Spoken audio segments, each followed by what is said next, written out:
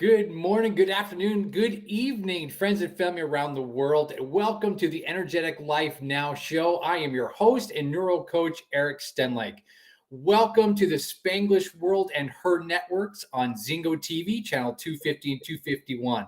Please remember when you download this on the Zingo TV app, it's in your respective iOS and Android device, available now to download.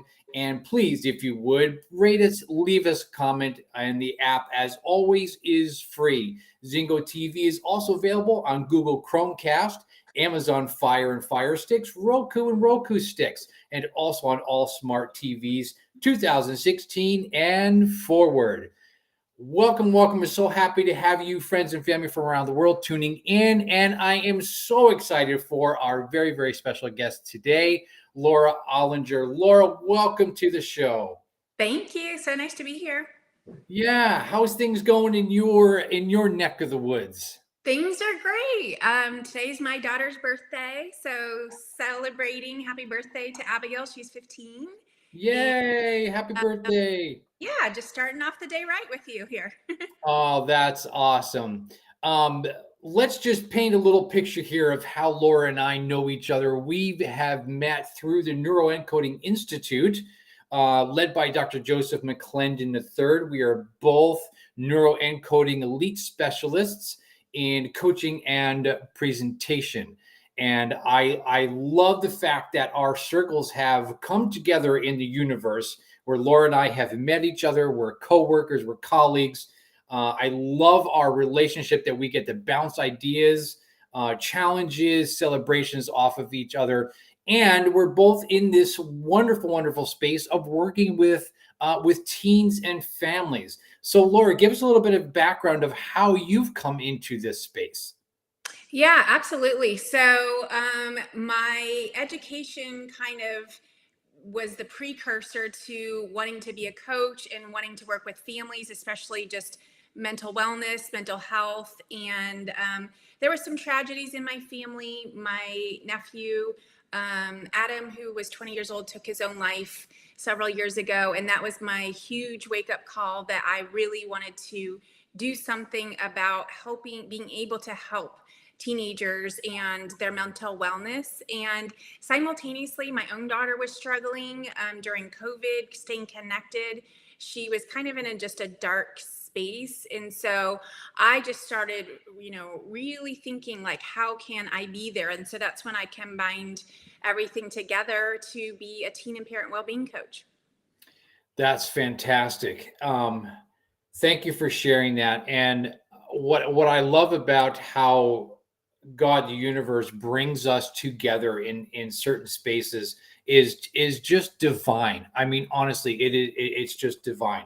Because while you're going and talking about your nephew, your own kids, our kids, here are struggle. Well, we are in that space of dealing with addiction and mental health and wellness, and it's so great that I get to learn from you and get to partner with you in your journeys, and you get to partner with me, because I know that we are seeing, on just a global scale of kids in need of improving their mental health and mental wellness. Mm-hmm. So give us a little more into your background of really where it is that you're kind of kicking off and launching your business, and your business name is called. Positively Healthy Coaching.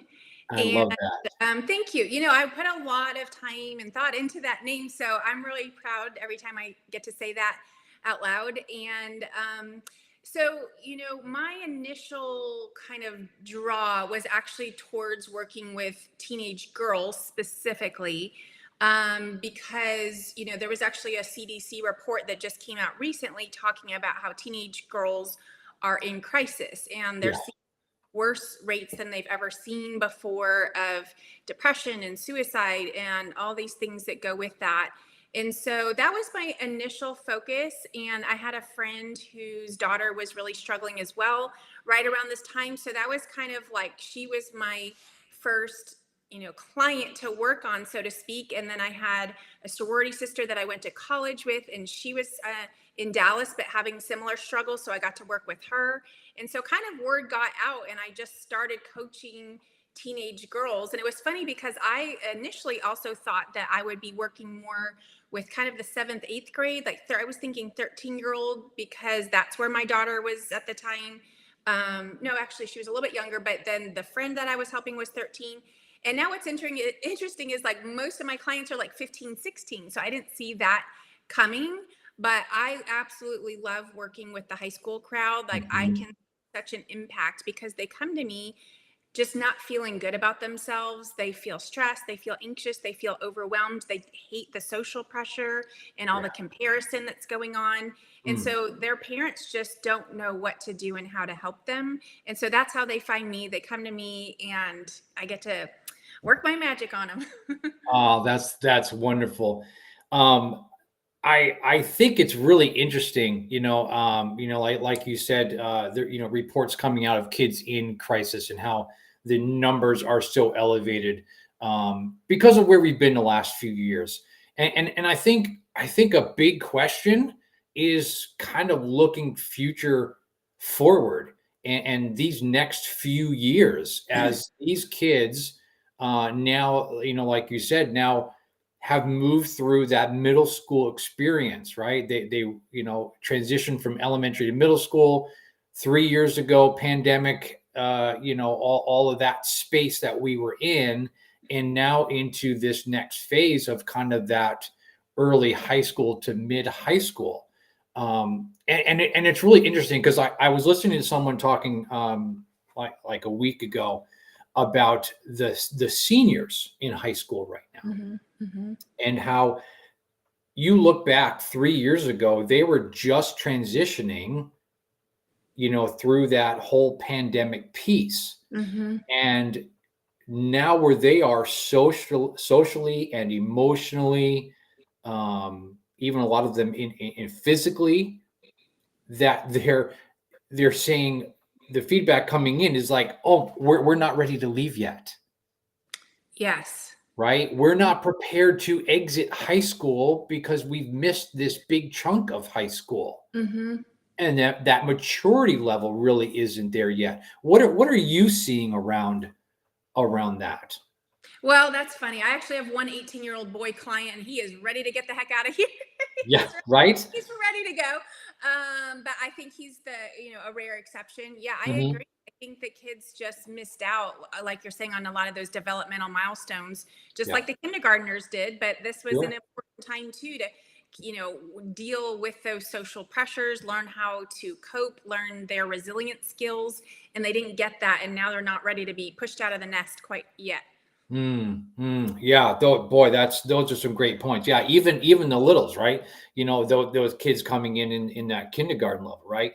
And I know, for me, I kind of work with that. I call it the tween to 25 group. Mm-hmm. Um, and yeah, and I'm seeing that at different levels. I've got high school clients, I've got middle school clients, I've got a young boy who's transitioning through his college experience Awesome. and it's interesting to see the challenges that they're dealing with because it's the same challenge, it's just showing up differently, Yeah. age appropriately, of course. Mm-hmm. And I know you and I in our training with the Neuroencoding Institute, we really have a deep understanding of the beginning of that conversation, right? As we sit down with parents to have kind of that pre-consult, if you will, around what's going on with their child, what are their concerns, and really getting into that golden ticket question, the big question that we know that we have, which is what do you want, Mm-hmm. right? Totally. Yeah. And being able to sit down with some parents and ask them what do they want for their kids.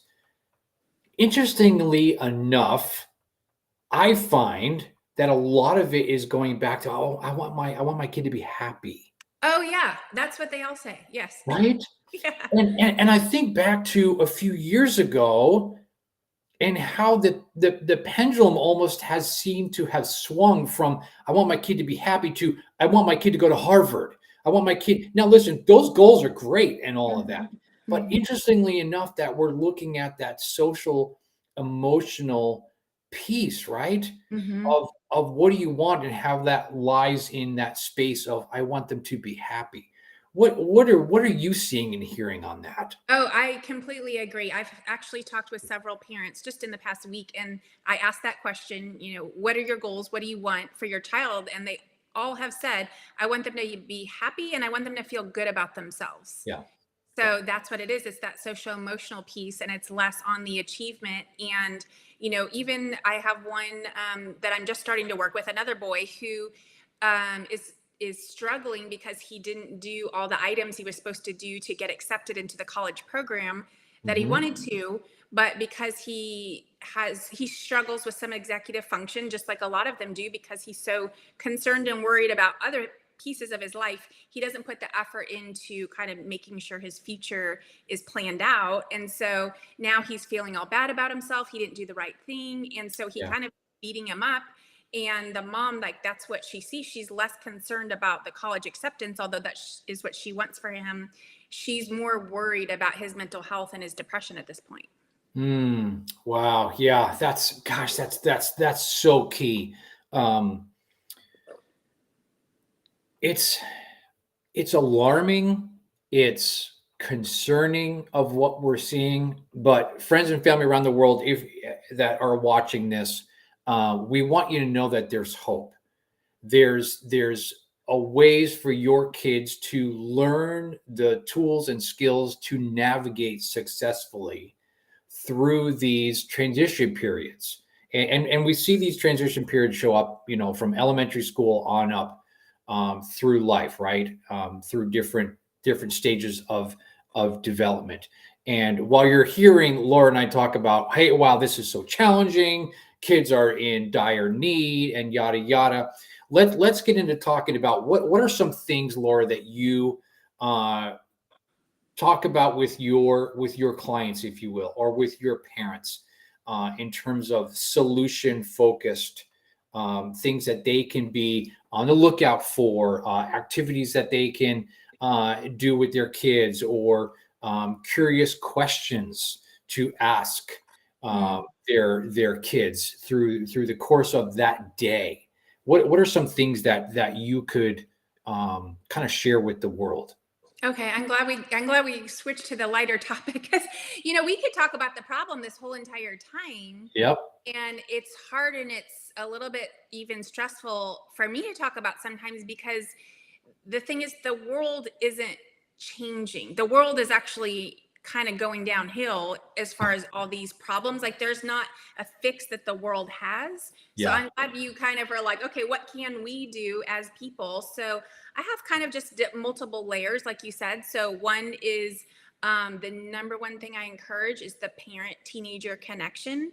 Mm. And so many parents, we are all so busy, especially those of us who are working or with multiple kids, multiple responsibilities. And it's so hard because we're always in that rush mode to get through the day. And I don't even need to explain that, because everybody knows what I'm talking about. It's kind of just like, yeah, that, like, Yes. everybody has their own mental image of, yeah, it's always like rush, rush, rush. So how Yeah. do you kind of like slow down and make sure you're connecting with your teenager? And I have, lots of answers to that. But the number one thing is just to, like, let them know that you care and that you're there. Make eye contact, try to have a conversation at least once a day, like, not a long conversation, but like a 2-minute one-on-one. We're connecting, we're spending time together, showing that you care. You don't have to have the perfect question every time. You don't have to know anything other than just your intention is to be there with them and show that you care, so that they know that they matter, they know that they're loved. So that way, no matter what happens out in the world with them that day, whether it's high school or whatever else they might be doing, maybe they're going to a big sports event and they're stressed about that, they need to always know that when they come home, that that is a safe place for them. So they Mhm. just need to feel seen and heard and loved. And if a parent can accomplish that on a daily basis, you're winning. You're already winning. So that's that kind of parent piece. But then when I work with teenagers, it goes back to that question of, what do you want? And They always inevitably say, I don't want to feel stressed. I don't want to feel insecure. I don't, they always say what they don't want, right? So That's where they true. start. Yeah. Yes, yes. And I let them know that that's completely normal, because I Yeah. then try to shift them into what do you want, and they struggle because they don't even know how to answer that question. Like, they've never True. been asked that before, and so it's almost their brain can't even really process it very well. So I help them say, okay, well, what's the opposite of stressed? And they usually say calm. And so I'm like, oh, so do you want to feel calm? I literally have to kind of lay it out like that, and they're like, Yeah. yes, that's what I want. And so when I help them rephrase what they were saying from the negative to the positive, then that gives them something to shoot for. And so then we come up with our strategies. What are ways we can feel calm on a scale of 1 to 10? How calm, are you right now, and where do you want to be? What is the goal? So they know that we're going to measure that over time. Hmm. Hmm. Yeah, and I love the scaling, right? The scaling question on 1 to 10, or 1 to 5, whatever. Where are you on that scale? It's a great gauge then for me as a parent to kind of identify what they're feeling or what they're thinking at Mm-hmm. that point, right? Yeah. Um, my my daughter yesterday thought I was totally weird. Well, I kind of am. Uh, We're and all weird. When we're yeah, parents, we're weird. We have to be you weird. want to know why? Because I smiled at her, and she Oh. was like, "What? What do you want?"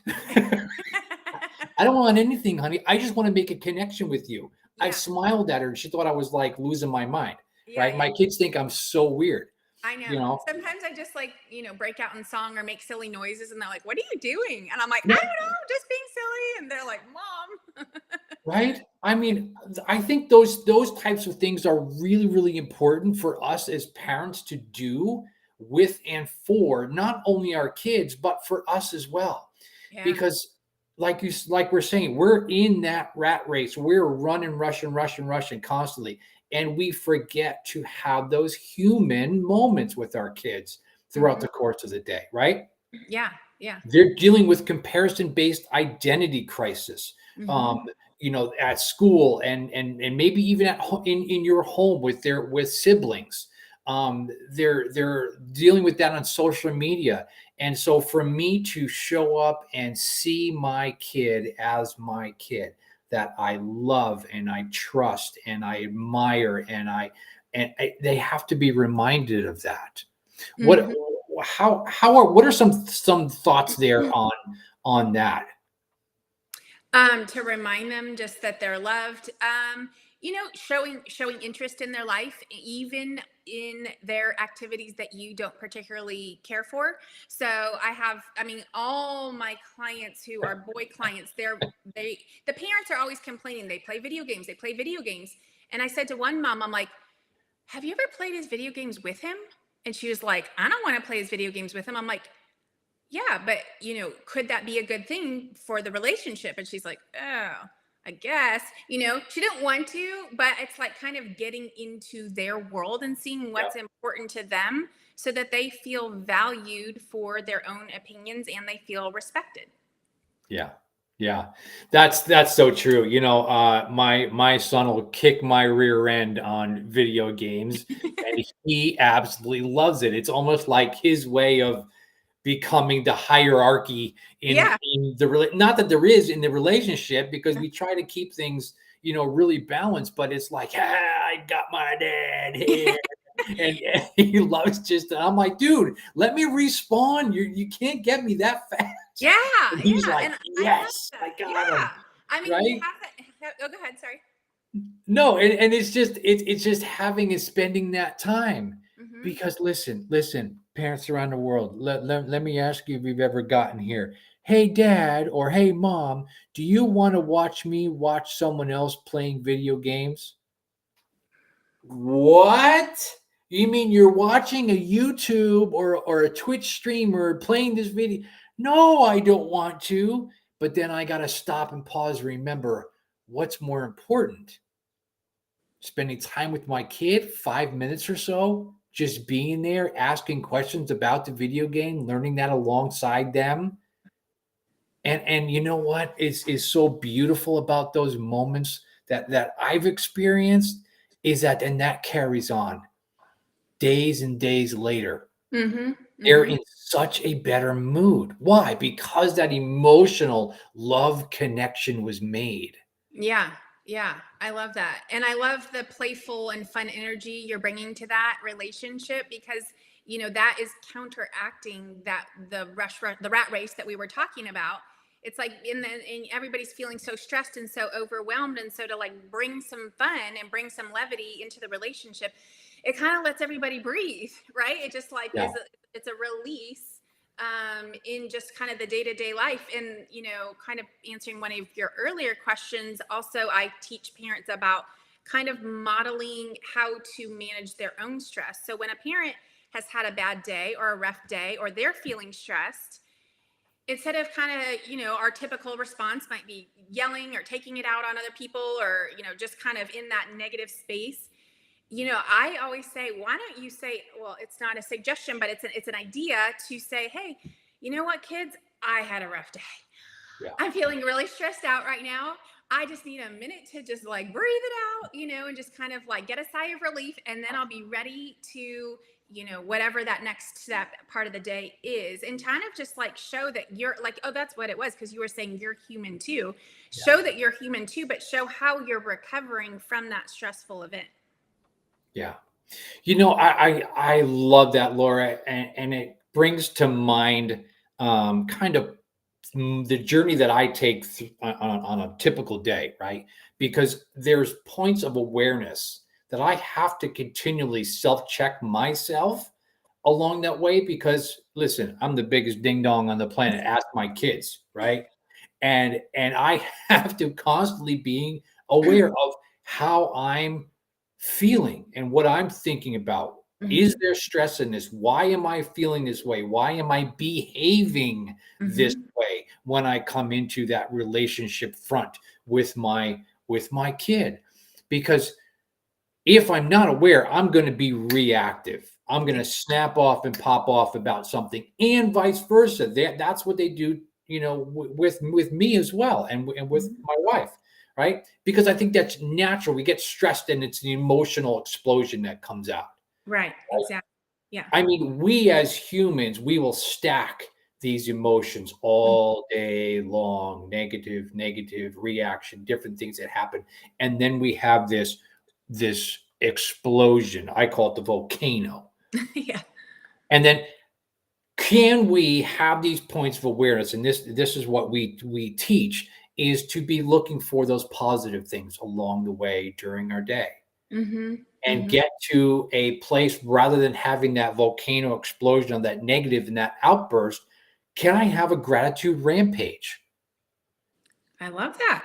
Right. And so you look at that, the video game Rampage, or the movie Rampage with the Rock, and it's hysterical. And I had this visual when I explained this to the kids. I had this visual of that large, what, I don't know, gorilla, whatever it is, right, going through and knocking down buildings, right, and things. But putting that I know it's crazy, right? Putting that positive emotion behind that. What is that positive emotion? Those things that I get to celebrate along the way of my day. And rather than having that negative volcano, but having that gratitude rampage. I absolutely love that concept. And, that brings some levity into it too, because a lot of the teenagers, when I am asking them what are they feeling grateful for, they have a hard time finding things. You. They really have to struggle. Like, Yeah. surely something good happened in your day or in your past week. And Oh, I've had them be like, no, nothing good happened. And I'm like, really? Nothing? Not even one good thing? And so they have to search for it. So I love the yeah. idea of that, like kind of the rampage, because it kind of brings some energy to that question. Yeah. Yeah. It does, right?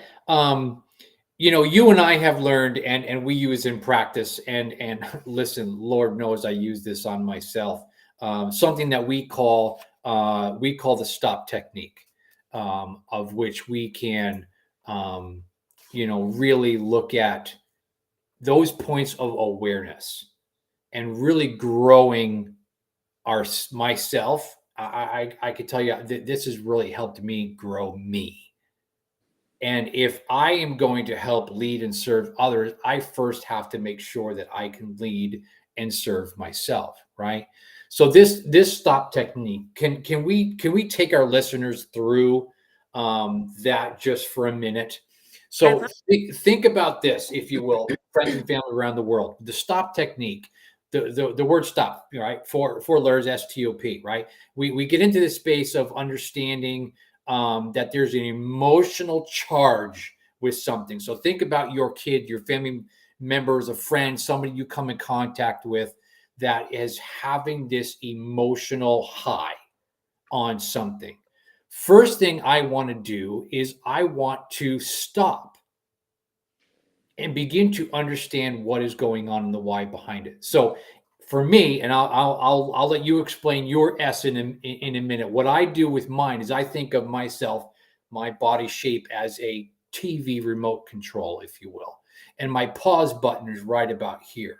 And Mm-hmm. so mentally, when I feel that emotion rising as that volcano is ready to explode, I go, wait a minute, stop, pause myself here for a second, and begin to connect internally with what that emotion is going on.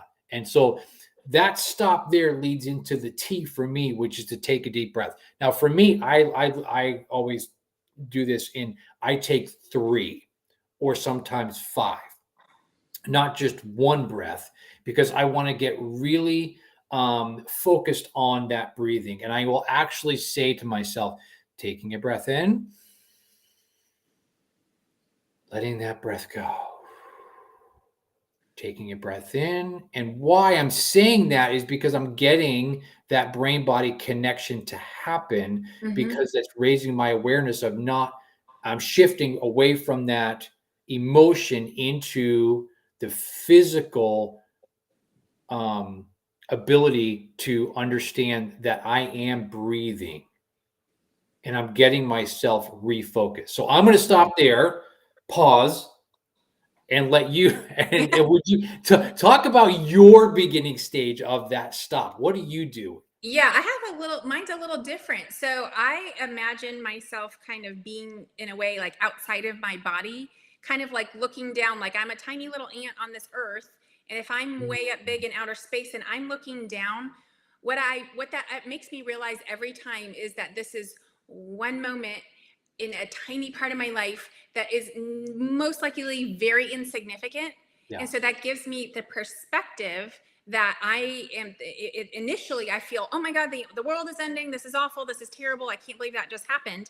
And then you just stop and take that moment to like reflect and realize, okay, what is the meaning? Why am I putting such big meaning on that? And I always look at the meaning, and maybe we're going to get there in part of the stop.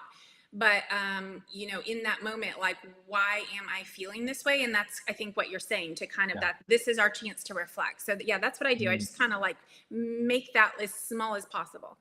I love it. I love it. So this is so great because friends and family around the world, as you're watching this, now you're getting two different perspectives. Take one, take the other, combine them both. No wrong way to do this. So I love that we're bringing the options to the table on this. Okay, so we had the S and the T. We're now into the O, which for me is the observe. Observing your mind, your body, sensations, tactile, if something physical, what is that sensation that I'm feeling? Is it coming from the five senses? What does this look like, sound like, feel like? What is this? How is this manifesting? Where is this coming from? Mm-hmm. So how do you do the O of the stop?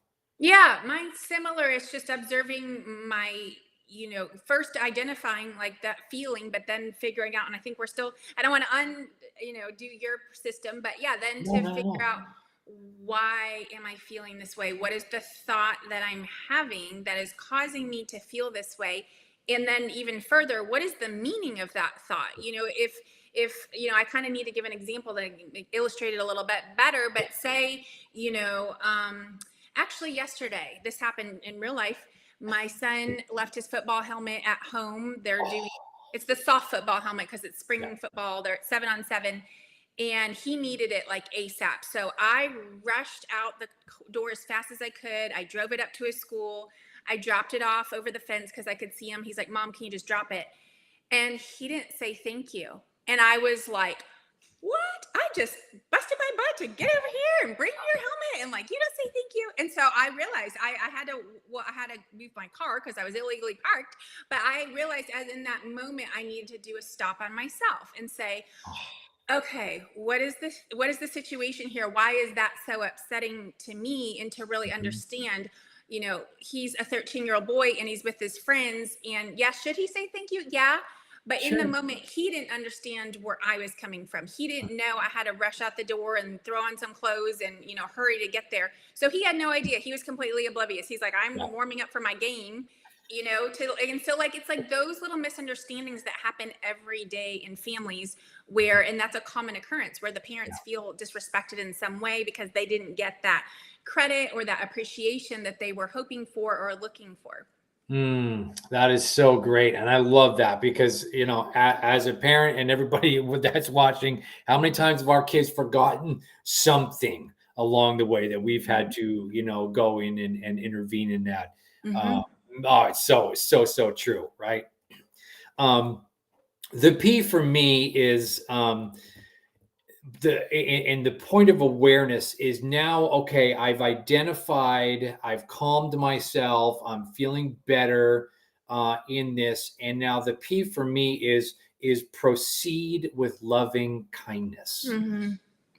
And now that for me really comes into the presence that I'm bringing now moving forward. Is it the presence within myself? Is it the presence within relationships, who I'm coming in contact with? For your example, the presence with your son, right? You drop that over. Was it really disrespecting you? Maybe not. Was it this? Was it that? Because for me, I know that internally it's easy to be offended. It's easy to take things into that space, and without really understanding it's not about me, it's more about them. What are Mhm. they going through at that moment? And Mhm. I know that we as coaches, we talk about this with the families, right? So I'm giving that long answer. That P, proceed with loving kindness. Where does that fall for you within the P of stop? Yeah, that's perfect. So for me, what I realized, luckily I had plenty of time because I came back, I watched his game, and had a chance to kind of go through that stop kind of multiple times, actually, to kind of really settle myself and figure out, what the meaning of all this was, and observing all my thoughts and feelings. And so to proceed, what I did was I sent him a text and I said, "Hey buddy, you played an amazing game. I'm so proud of you. What I would have really wanted was for you to say thank you when I brought your helmet." So I asked in like a nice, respectful way. I could have easily blown up his phone and say, "Hey, dude, that was so rude. I brought you your helmet. Why didn't you say thank you? Oh my gosh, like, what's your problem?" Right? I could have been like this blaming, accusing tone, but I decided to proceed with loving kindness. And so, but still, out of respect to, the relationship, that part of that as our job is to model the behavior that we want to see. And so I wanted to ask in a nice way, but also ask for what I was needing. I was needing some appreciation. And so he can now, hopefully learn that in the future, if mom brings your helmet and saves you, say thank you. But I felt like I was respecting myself. I was respecting the relationship. I was respecting him, and I was bringing some loving kindness energy in that communication. Oh, I love that. I love that. And I think one thing that really just stood out to me when you said that was, really looking at the piece of modeling. Mm-hmm. Mm-hmm. We have the gift of modeling for our kids as a parent to behaviors. What we want them to do is to be able to look at us as the example. And this is coming back into that P for me, is proceeding with loving kindness, and understanding the presence over performance, the presence over production. That it's okay to make mistakes. It's okay to need to kind of step back for a second and reevaluate and have that point of awareness for your son. Had that point of awareness to understand what I need to do to move forward. I think one of the challenges that we have with working within the family unit is sometimes these unrealistic expectations that are put on kids to perform at certain levels based on me as the adult having these expectations that might not be realistic. Mm-hmm. And Mm-hmm. so if I'm modeling this, what is the behavior going to mirror? And I think this is where and I've had these heart-to-heart conversations with parents. I know you have too. Is if you want change and behavior and thought patterns in your kids, you first need to model that. Totally. If they're constantly getting beaten down for everything, are they going to have a gratitude rampage or are they going to have a volcano explosion? And then you're asking yourself, well, why is my kid out of control? Why is my kid feeling this way? Why are their behaviors acting like this? Why is there now this disconnect?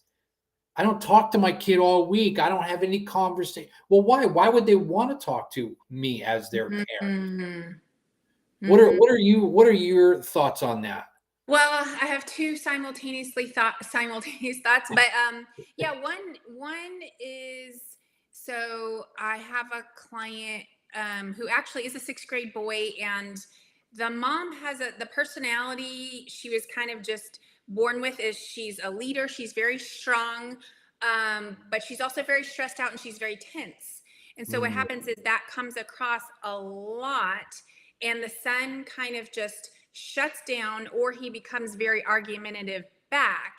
And so almost his model of a relationship is combative, because yeah. the mom, when she gets frustrated that he hasn't done what he's supposed to do, she kind of comes at him with a combative energy. So then Mm, she gets upset when he combats back, and it's like, well, so now we've worked on this and she's doing amazing. She's like, I've just come to him, I'm so calm, because now he's calm, and so I'm like, she's like, he does so much better when I talk to him in a calm way, and I'm like, that's amazing. yeah. Well, Yeah. and you think like, well, geez, that kind of makes sense to us in our world, but that's because we're trained. We're professionally trained in this. Right. Prior to being professionally trained in this, I was not that. I was that parent you just described. Mm-hmm. And I Mm-hmm. think, as I keep going back to that terminology, the points of awareness, parents, we really, really have to be aware of the words that we're using, the energy that we're bringing, and being able to understand that when we're speaking to and working with our own children, I have to come into this conversation from that place of love and acceptance, and that my kid understands that they're worthy, that they have love coming from me, because that's what I have found for me gets us out of competition and gets us into collaboration as a family. I like that. I like the way that you explain that. Yeah, I love the concept because, again, you know, without the awareness that, without the awareness of having awareness, Right. I think that's what we're doing today. We're bringing awareness to the We're bringing idea. awareness.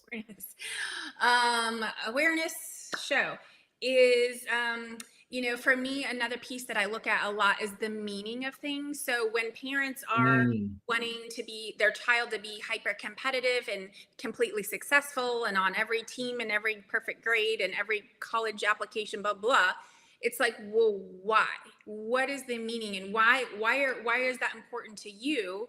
And so many times parents are running their agenda mhm. for their kids, and that is when so much chaos happens in the relationship, because it's not what the child wants, or they kind of are confused after a while of what they do want, because their parents' goals end up becoming their goals because they haven't had a chance to think of any of their own. They never thought about it because Yeah. they're getting directed in this way from the parent. You must do this, you must do that.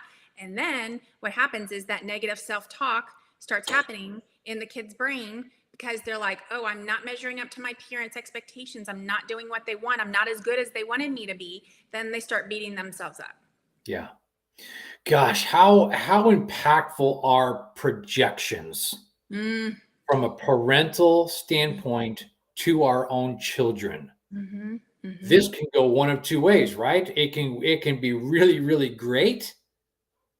Like, I am projecting that you are amazing, you are magnificent, you can take on the world, you can do anything that you put your mind to. mm-hmm, I'm supportive, I'm engaging, I think you're the best thing since sliced bread.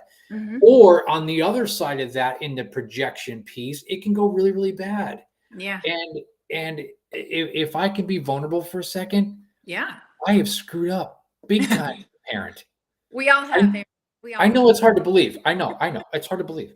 Yeah. I have, yeah, because why? My goals, my what I wanted for them wasn't aligning what they wanted, Mm-hmm, and I didn't stop and ask them, "What do they want?" mm-hmm, And mm-hmm, I can tell you that one of my 3 children, I'm not gonna get into too much detail on that, but I helped contribute to their burnout, mm-hmm, and they went down a dark hole and completely disassociated from society for quite a while. mm-hmm. That's so, Um, they is that, were exhausted, yeah. absolutely exhausted, mentally, physically, emotionally, and spiritually. Yeah. I mean, that energy has to go somewhere. So, Yeah. if you're wanting something for your kid and they're resisting, it's either going to go outward back to you or back to the world or inward. And so that resistance energy, it has to like find a way. It's like water has to go down somehow, right? Mhm. So it's like that had to go somewhere, right? That feeling of I don't want this for myself. So how am I going to metabolize this frustration that I have? Yeah, yeah. And I can honestly say, as a dad, I've grown, obviously huge in some areas in that relationship standpoint with my kids, and now it is I come to the table with the intent to understand what they want, the intent Mm-hmm. not to give advice if not solicited or asked or agreed upon. And Mm-hmm. I'm very careful now in the words. What Okay, what do you want? What would you like from me?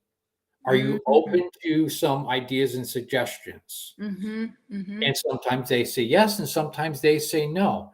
And in both of those instances, I have to be okay with what they say, Yeah. because that no is not right now, possibly, and they Mm-hmm. need more time to kind of think on things Mm-hmm. and Mm-hmm. process. In my experience, right, as an adult now, I'm very solution minded. I want answers, I want things moving, right? Mm-hmm. That's what I'm conditioned to do. They're Mm-hmm. not in that space.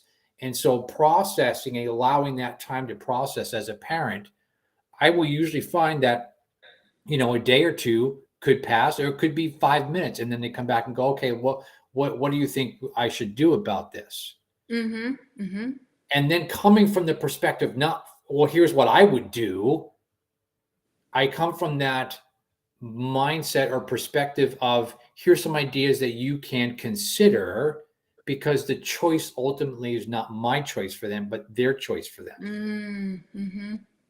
And that builds their self-esteem so much higher when Mhm. you do it that way, because you are giving them this space and allowing them to potentially make a mistake and screw up. And if they decide to not come back and ask for your advice and they just do it their way, okay, right? But then if they do also have the option of coming back to you, either way, just the idea that you're giving them that choice, it empowers them so much to realize that they are capable of making their own decision. And maybe it works out, maybe it doesn't, but that's not the point. The point was you gave them the gift of that option. Mhm. Mhm. Yeah, because I mean, it's so funny, ironic, whatever, as we're looking at where our kids are in the spaces that they're in ages that we're working with, or our own kids, right? How do we impact their preparation for the real world, if you will, if everything that we do is spoon feeding them Mm. and we're not giving them that option to fail. We're Mm-hmm. not giving them that option to make a mistake and learn and grow from that. Mm-hmm. Right. And I think I know we both work with people in this arena, right? It's my way, the highway. I'm the parent. Do this now. Do this. Do this. Do this. Do this.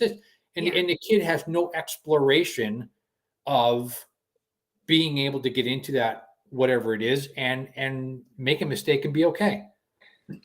Yeah, I think that's entering into a very challenging territory for parents because, the parents, I have, parents that say, oh, if I don't remind him or her to do this, and this, then they won't do it.